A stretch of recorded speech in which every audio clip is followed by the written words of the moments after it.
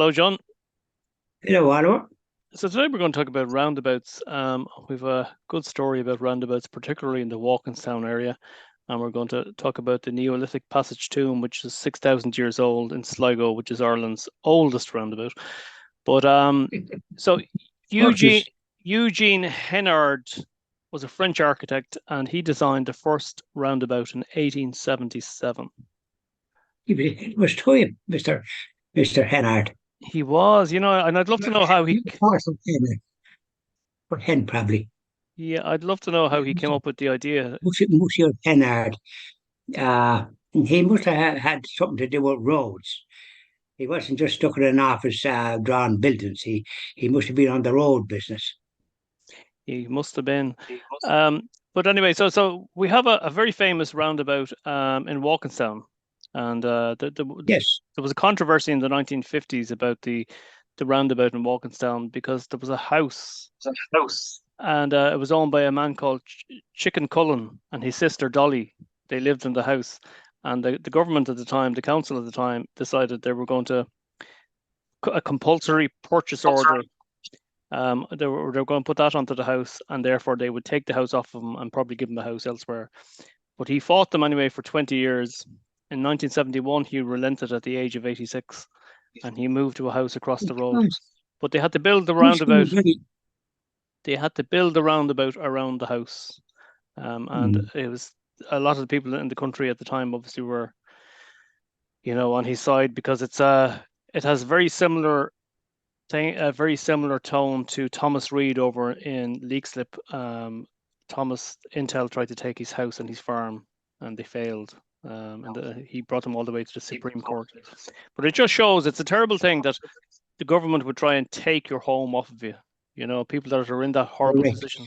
Like what the British did, taking the homes off the Irish and putting sheep on them.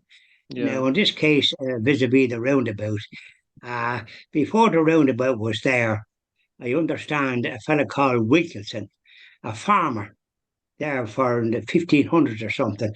That's how it got its name, Walkinstown, after this fellow Wilkinson.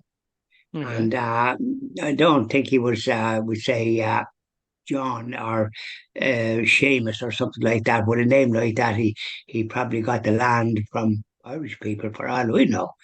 There's a history there, but we're talking about roundabouts. But that's where it got its name, Walkinstown. Mind you, I wouldn't like to be called after Wilkinson, but Walkinstown is where it got its name. So, so it would have been farmland around there, I presume, and then as roads and houses got built, because there was a lot of parts in Dublin there wasn't houses so much, even in Walkinstown. There wouldn't have been that many houses, but they all started coming and mushroomed like more houses. But when this roundabout was built, there wasn't that many cars. And I happened to be working in a garage in Westland Row called Assemblers. And we had two service stations, and one was at Walkinstown near the roundabout. And this is how I knew about it with this fella in the house that wouldn't store out of it. I didn't know he was going to be there for 21 years because I tiddled off to London then in just late 59. So I wouldn't have been au fait with the goings on. But I did know enough then subsequently to be doing business with a newsagent that was there, and I think it was named Taunton's. And I think it was Michael O'Leary. He had two of them, and they were very successful. He was an accountant. So, but that's a little aside, that's another little angle to it. But in the meantime, Chicken Cullen and his wife Dolly, was it Dolly or Molly? It was Dolly. Dolly. And they were planked there probably before this roundabout was discussed. And they must have had chickens, as you would have, because people used to have pigs behind their houses in my young days in Dublin, believe it or not. And so there was a bit of looking after yourself and your requirements in the food line. So, and where Chicken Cullen was and his sister Dolly, they must have had something to do with chickens. Perhaps they were in the chicken business. Well, when I say chickens, their own chickens. We had chickens at home. and we had our own eggs and all the rest of it, and then a nice chicken at Christmas. But we had to disappear because I never liked to see anything like that. But we had nice chicken. Anyway, so if Well, we used to say that this chicken Riley, oh no, chicken chicken Cullen, Cullen. uh, I hope he didn't have chips with the chicken or potatoes. And did he plant spuds there as well? Because apparently he had a garden and he wasn't too pleased with the cars. Now, cars began to become, there was only Morris Minors and Austins. And you wouldn't want to be expecting to go beyond 40 miles an hour because they couldn't take any more than that, like. They might bust a gasket. The Morris Minor was a great Yes. car. It was a heavy thing, but Well, it it was. was, but sometimes the wheel fell off it. Oh wow. It had that misfortune. It was, what would they call it? A defect. I Oh. think it happened to me one time with a Morris Minor. No, it was a Morris Series C before the Morris Minor. You see, you Mhm. had to start off at the bottom. And I started off at the bottom. Now, I didn't start off with a baby Ford. I don't know if you remember the baby Fords. The baby Or you Ford, wouldn't, you're too young. a little black car, wasn't it? Correct, a little black car, as Henry Ford said, you can have any colour you want, unless it's a part is black. I said no, as long as it's black. Or as long as it's black. You know, that's what I meant to say. That's See all the way right. the word comes out Uh, different than what you intend. but we But move on chicken there. colour. Yeah, Chicken Cullen. Anyways, that was the story of him, and eventually they housed him, but he was How 86. long was he in the house in the middle of the roundabout? How many years was he in? 21 years. So you were saying he was 86, so it must have been a healthy environment, even though the cars were going around at the time, because he left at 86. So be goodness, was his sister gone to her maker before that, or was she still alive? It's a good question. I don't know. Dolly, I don't know if Dolly went No, before but we, him we, or we, we don't know about Dolly. We'll have to check into that somewhere along the line. She might have had a funeral, so he probably had to leave the house. But he made sure it was locked, I'd say, that they that's the couldn't get thing. into it. And then Aye, and yeah. you were telling me that Michael O'Leary of Ryanair, that's where he first started his first business venture at Walkinstown Roundabout. There was a news agent. Is that correct? Correct and right. He had actually two. Apparently, I think he had one in Turn as well. But the one that I knew was in Walkerstown Cross, and I think I supplied him with some stuff because he did a great trade. I think he kind of had prices cheaper than anybody, whatever way he was able to do it. And the same with the airline. So he worked for KPMG, is it? KMG, KPMG, yeah, right? whatever that accountants. I'm not too familiar with accountants. I go that way. If they're that way, I go the other way. And so that's what he was at. And then he sold him at a profit. Thank you very much. How was your father? And he went into the business, and that's how we come across Tony Ryan. He was Guinness Peace Aviation and leased aircraft some down at Shannon, but he had his own airline, Ryan Air he called it. Hmm. And when Michael O'Leary, he was dealing with him when he was in the KMG, and then Michael Ryan um, got him, took him on as a personal assistant. So he got on well with him. He liked his style, and because Michael is abrasive, and he probably was at them times, you know. Hmm. So anyway, so he wanted to close the airline, but then he went to America and saw a budget airline what they were doing. So he did the same thing. He was Apparently, he was converted. He was converted. he used to open the shop, the news agents in Walkinstown, on Christmas Day, and he'd make a little bit of a profit because nobody nobody else was open, right? And then he put up the prices maybe by a little bit to make a profit, which was modern thinking in Catholic Ireland. You got to remember this would have been the 1950s. There'd be uproar with the local Yeah. priests. He's opening on Christmas Day, you know. Aye, well, you see, he was good, and he was ahead of his time, and he had what would I call it, courage. In business, you need a bit of that and a good dose of He had, it, yeah, yeah. because you're going to get pushed about unless you have it. This is the And thing. when you have it, then you stand up for your uppers, and you might use strong language at times if you have to. And he's apparently criticised for that, but there's a lot of idiots out there, and if they got half the way, but you wouldn't be able to be in business at all. This is the thing, and You know what I I think mean? he gets a very very hard time. Michael O'Leary from RTE, from the Irish media, from the Irish Independent, the whole lot, of course, because all those people are in the pockets of each other.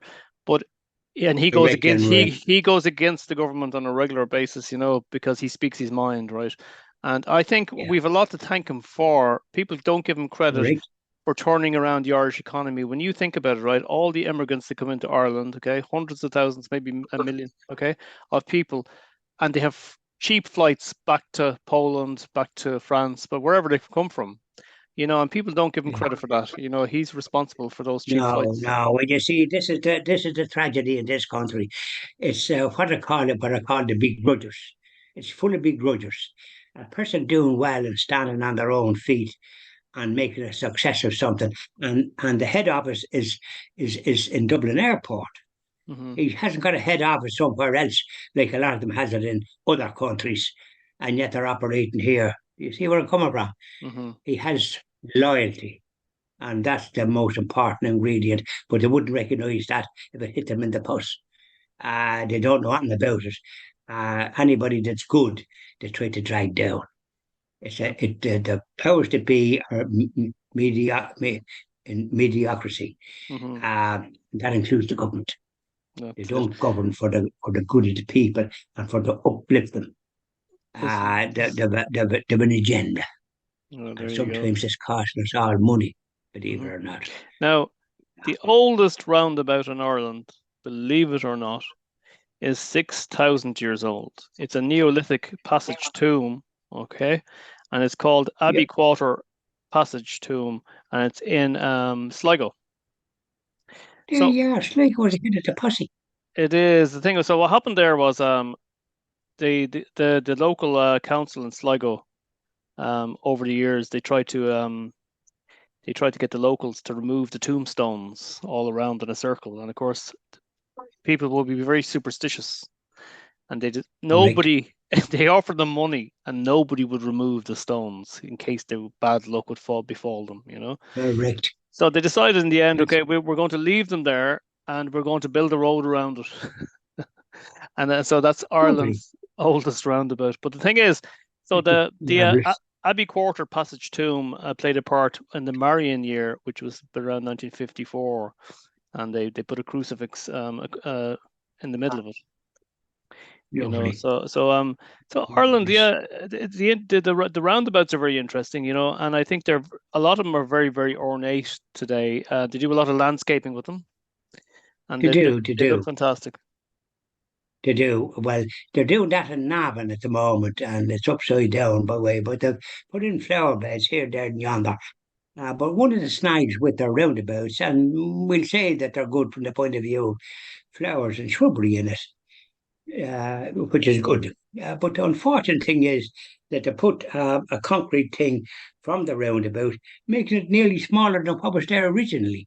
If they had a smaller concrete around it, because I presume the council workers that go there for to plant whatever they plant and that kind of thing.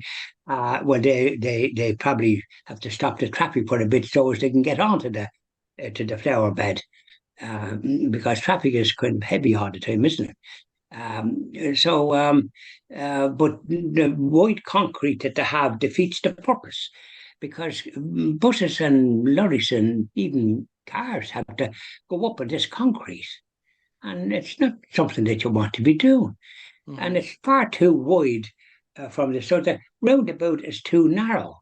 And they've done the same where they spent a fortune down where the Garda barracks is, and then they have this concrete around. So and buses goes around it, and I don't know how they're able to go around it. They have to go up on this concrete. So why they put such a wide concrete in Navan, I don't know.